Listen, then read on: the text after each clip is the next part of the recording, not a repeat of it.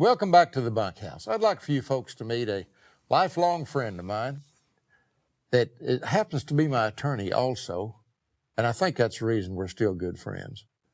His name is Don Malone. He grew up on the Waggoner Ranch up by Vernon, Texas, and we have been friends for a long time. And Don, I can't tell you how much I appreciate you taking the time to come see us.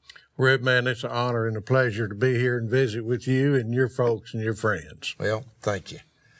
Let's talk a little bit about the Waggoner Ranch. You grew up there. You had some wonderful experiences. You must have known some wonderful characters. For almost 60 years, moved there in 1950, and I never really left, although I don't live there anymore. My heart never really left.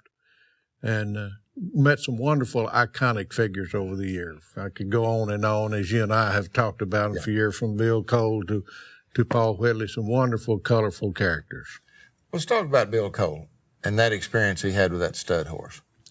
Well, the short version of it, Bill was looking after a band of mares and stud on a gelding, of course, and Stud got after his gelding and going after the gelding, bit half of Bill's leg off about 8:30 in the morning. And my dad found him at 3:30 that afternoon, and he'd been sitting there all day long, taking blood out of his femoral artery and making a poultice out of that red dirt and mesquite grass and packing that wound. And when they picked him up in the helicopter, gave everybody a big parade wave and went on about his business.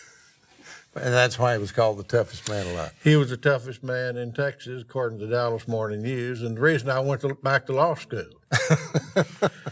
I was sitting at a roundup one day, and Bill rode up in his big bat wings and shook hands with a hand big as a ham and said, "Hey, boy." I said, "What are you doing out here? I know what you're doing out here right now, but what are you really going to do with your life?" And I said, I stammered around. I finally thought it'd sound good. I said, "Well, I'm going to go to law school."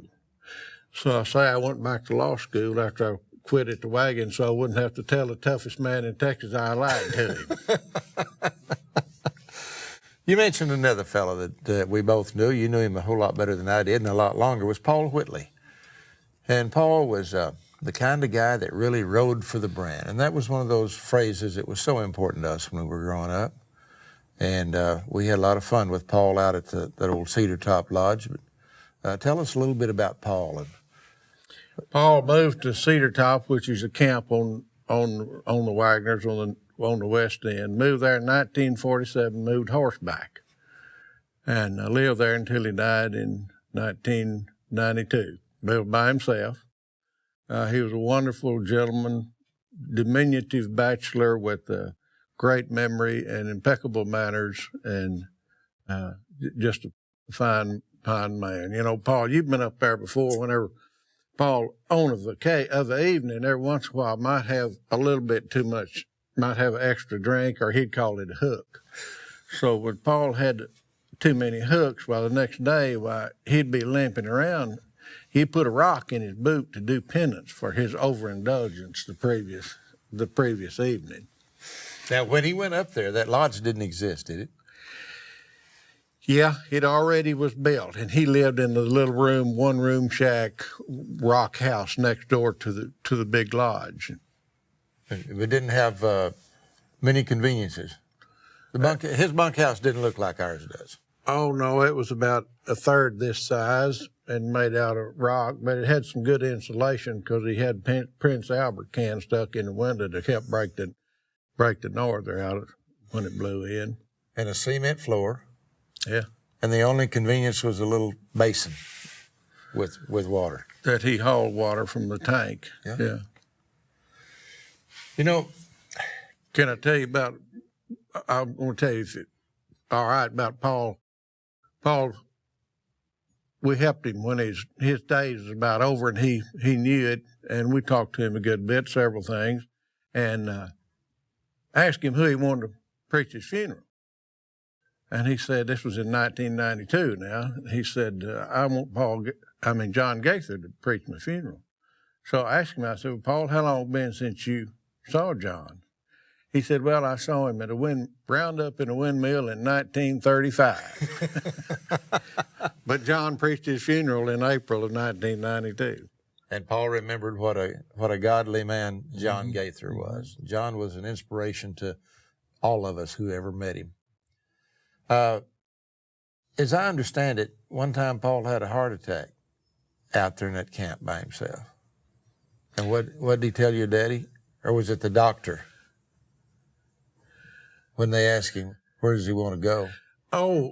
He actually said he thought he was going to maybe die. And Daddy told him, said, well, Paul, you die, you're going to go to heaven. And Paul said, well, I don't know. He said, I never met anybody from up there.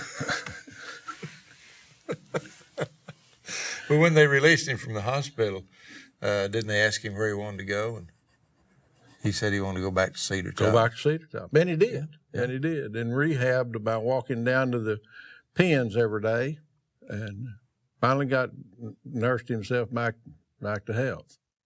Well, tell us about this book that you were very instrumental in putting together called Under One Fence.